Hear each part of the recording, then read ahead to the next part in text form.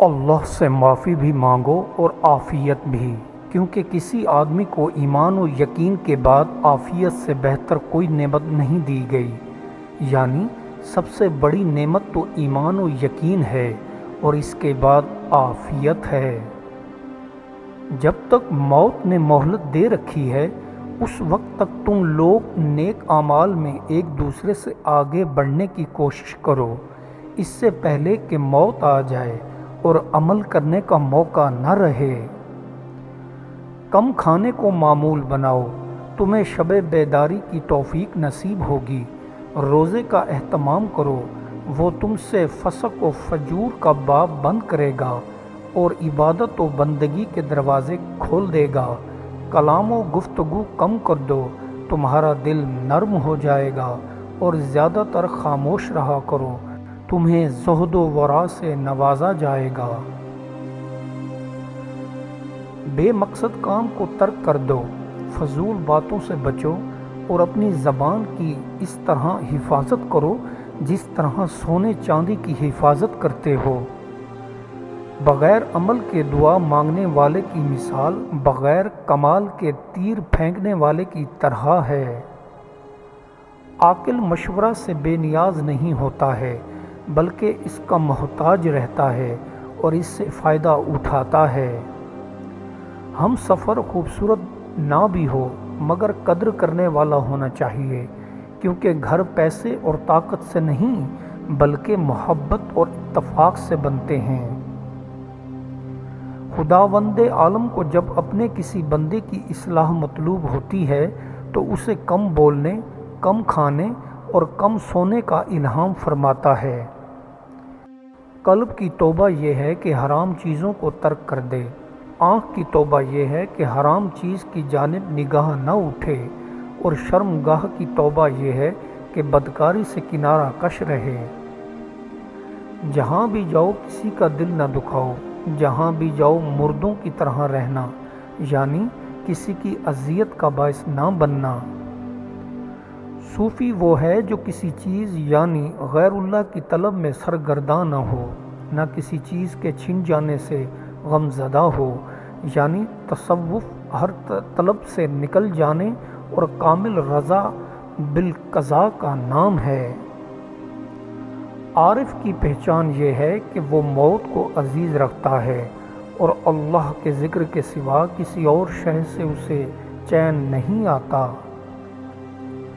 تعجب ہے اللہ اپنی اتنی ساری مخلوق میں سے مجھے نہیں بھولتا، اور میرا تو ایک ہی اللہ ہے، میں اسے بھول جاتا ہوں۔ رب کے عشق میں وہ مقام بھی آتا ہے کہ دوا تو دور کی بات ہے، انسان صرف سوچتا ہے اور رب العالمین نواز دیتا ہے۔ جو چیز تقسیم کرو گے اسی چیز کی تمہارے پاس فراوانی ہو جائے گی، پھر وہ دولت ہو، عزت ہو، علم ہو، محبت، درگزر ہو، کھانا ہو یا آسانیاں۔ بے شک انسان ہی انسان کی دوا ہے، کوئی دکھ دیتا ہے تو کوئی سکون بن جاتا ہے، کوئی نفرت کرتا ہے تو کوئی محبت دے کر حساب برابر کر دیتا ہے، کوئی رلاتا ہے تو کوئی مسکرانے کی وجہ بن جاتا ہے۔ محبت کا جذبہ اتنا وسیع ہے کہ ہماری سوچ کے احاطے میں آ ہی نہیں سکتا۔ جب آپ کے دروازے پر کوئی مانگنے والا آ جائے تو اس کے جانے کے بعد رویا کرو، یا اللہ تیرا شکر ہے کہ مجھے دینے والا بنایا، مانگنے والا نہیں۔ سورج کی شعاعیں کتنی تیز ہیں مگر معمولی سے بادل ان شعاؤں کو روک دیتے ہیں، اسی طرح گناہ کتنے ہی زیادہ طاقتور ہوں، نماز انہیں روک دیتی ہے۔ دنیا کی ایسی محبت جو دین سے روک لے، جو آخرت کی فکر سے آپ کی ناواقف کر دے، یہ دل کی موت ہے، اور دلوں کا مر جانا انسانوں کے مر جانے سے زیادہ دکھ والا ہوتا ہے۔ اللہ اس ریاست کی حمایت کرے گا جو عدل و انصاف پر قائم ہو، پھر چاہیے اس کی قیادت کافروں سے ہو۔ اللہ اس ریاست کی حمایت نہیں کرے گا جو ظلم و ستم پر قائم ہو، پھر چاہے اس کی قیادت مومن سے ہو۔ بروز قیامت عاشقوں کو مقام تجلی میں لا کر کھڑا کیا جائے گا اور فرمان حق تعالی ہوگا، آنکھیں کھولو اور میرا دیدار کرو۔ ہر عاشق کو حضور حق میں پیش کیا جائے گا اور ہر بار اس پر تجلی کی جائے گی۔ جب بھی تجلی ہوگی وہ بے ہوش ہو جائے گا اور 70,000 سال تک بے ہوش پڑا رہے گا۔ آدمی کا وجود دودھ کی مثل ہے، دہی اور مکھن بھی ہوتا ہے، گھی بھی ہوتا ہے۔ اسی طرح انسان کے اندر نفس بھی ہوتا ہے، قلب بھی ہوتا ہے، روح بھی ہوتی ہے، سر بھی ہوتا ہے، اور چاروں ایک ہی جگہ جمع ہوتے رہتے ہیں۔ حقوق العباد جس قدر ہوں جو ادا کرنے کے ہیں آدمی ان کو ادا کرے، جو معافی چاہنے کے ہیں معافی چاہے، اور اس میں اصلاح تاخیر کو کام میں نہ لائے کہ یہ شہادت سے بھی معاف نہیں ہوتے۔ قانون فطرت کو توڑ کر آوارگیوں میں بسر کرنے والی قوم کے رنگیلے افراد سپاہی کی سخت زندگی کو قبول نہیں کر سکتے۔ ظالم قوموں کی کہانی کہنے کے لیے مصر کے مینار یا عیش کا افسانہ سنانے والے لال قلعے رہ جاتے ہیں اور قوم فنا ہو جاتی ہے۔ جس طرح عورتیں اکثر تسخیر شوہر یعنی شوہر کو اپنے بس میں کرنا چاہتی ہیں کہ شوہر ہمارے کہنے میں ہو جائے، جو ہم کہیں وہی کرے، یہ حرام ہے۔ اللہ عز و جل نے شوہر کو حاکم بنایا ہے نہ کہ محکوم۔ یا یہ چاہتی ہیں کہ اپنی ماں بہن سے جدا ہو جائے یا ان کو کچھ نہ دے ہمیں کو دے، یہ سب مردود خواہشیں ہیں۔ تمہیں کسی شخص کی بردباری تعجب میں نہ ڈالے، حتیٰ کہ اسے غصے کی حالت میں دیکھ لو۔ کسی کی امانت داری بھی تمہیں تعجب میں نہ ڈالے، حتیٰ کہ اس کی طمع اور لالچ کا مشاہدہ کر لو، کیونکہ تمہیں معلوم نہیں کہ وہ کس کروٹ بیٹھے گا۔ کسی سے بھلائی کی امید رکھنا بے وقوفی ہے۔ کوشش کرو، اپنے اوپر بھروسہ کرو اور خود ہی ہمت کے ساتھ آگے بڑھو۔ تمہیں کسی سے نہیں بلکہ دوسروں کو تم سے امید ہو۔ اگر تو ان چیزوں پر بے قراری کرتا ہے جو تیرے ہاتھ سے چلی گئی ہیں تو تجھے ایسی چیزوں پر بھی ضرور بے قرار ہونا چاہیے جو ابھی تک تجھے نہیں ملی، مگر ایسا کرنا کسی عقل مند کا کام نہیں۔ پس فوت شدہ چیزوں پر بھی بے قرار ہونا فضول اور لغو ہے۔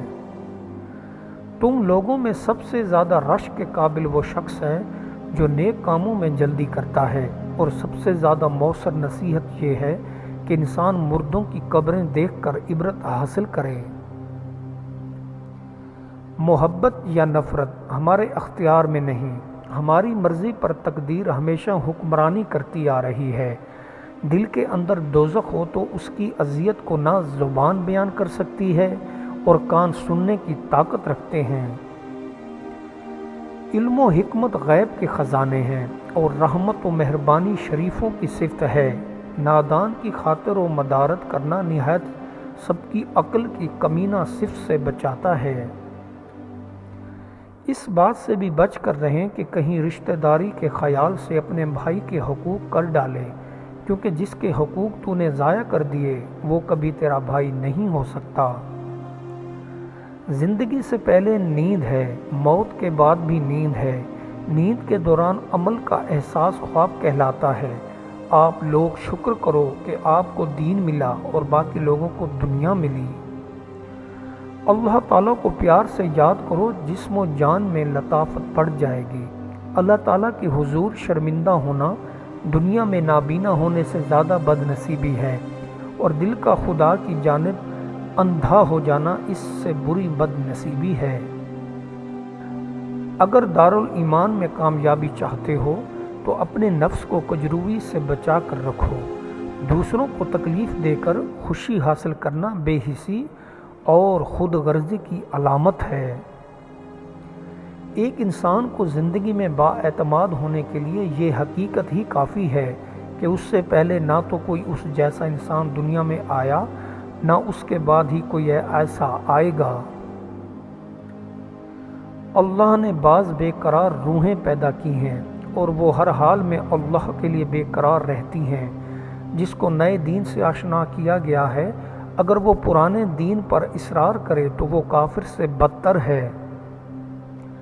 جن روحوں کو عالم بالا میں جان پہچان ہو گئی ہے وہ آپس میں محبت اور الفت رکھتی ہیں۔ اللہ سے محبت رکھنے والے مصیبت کے وقت روتے نہیں بلکہ راضی بر راضی رہتے ہیں۔ بادشاہ کے مصاحبت کی مثال ایسی ہے جیسے کوئی شخص شیر پر سوار ہو کہ لوگ اس کی حالت پر رقص کرتے ہیں، مگر وہ اپنی جگہ خوب جانتا ہے کہ اس میں کیا کچھ خوب خطرہ پیش آتے ہیں۔ کینہ صرف ایک عیب نہیں بلکہ بہت سے گناہوں کا بیج ہے۔ جب غصہ نہیں نکلتا تو اس کا خمار دل میں بھرا رہتا ہے اور بات بڑھتی اور رنجیدگیاں پیدا ہوتی چلی جاتی ہیں۔ ہر سچائی 3 مرحلوں سے گزرتی ہے۔ پہلے اس کا مذاق اڑایا جاتا ہے، پھر شدید مخالفت کی جاتی ہے، پھر اسے ایک بد یہی حقیقت کے طور پر تسلیم کر لیا جاتا ہے۔ اللہ کے فضل کی خواہش دراصل سکون کی تلاش ہے، اور اس کی تلاش اصل میں اللہ کے فضل کی تلاش ہے۔ اللہ آپ کی پہچان اور دریافت آپ کے اپنے علم کا نام نہیں بلکہ عمل کا نام ہے۔ فقر درست نہیں ہوتا جب تک کسی چیز کا دینا اس کے لینے کی نسبت زیادہ پسند نہ ہو۔ اثار یہ ہے کہ دنیا اور آخرت کے کاموں میں دوسروں کو اپنے پر مقدم رکھا جائے۔ دولت کو قریب لانا ہے تو خیرات کرو، عورت کو قریب لانا ہے تو دولت لاؤ، برکت کو قریب لانا ہے تو بیوی لاؤ، قسمت کو قریب لانا ہے تو بکری پالو۔ جو عورت اپنے خاوند کی تابعداری نہیں کرتی اس گھر کی فضا اکثر کشیدہ رہتی ہے۔ ہر معاملے میں سچ بولو کہ سچ سے ہمت اور قوت میں اضافہ ہو جاتا ہے۔ اعلی ظرفی یہ ہے ایک ایسی خصوصیت ہے جو بہت کم لوگوں میں پائی جاتی ہے۔ یہ ایک ایسی خصوصیت ہے جو کم از کم 100 نیکوکار اشخاص میں سے محض ایک بندے میں پائی جاتی ہے۔